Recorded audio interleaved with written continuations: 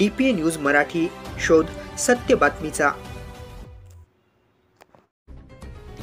वाशिम जिल्ह्यातील जवळका अमानवाडी पुलावरून पावसाचे पाणी वाहत असल्यामुळे काटेपूर्णा नदीला मोठ्या प्रमाणात पूर आला आहे आणि मालेगाव तालुक्यातील अमानवाडी, मुसळवाडी, मालेगाव या प्रमुख खेड्यांसह छोट्या मोठ्या 20 ते 25 खेड्यांचा संपर्क देखील तुटला आहे।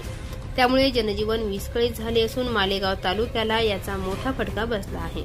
या मार्गावरील वाहतूक पूर्णपणे ठप्प झाली आहे।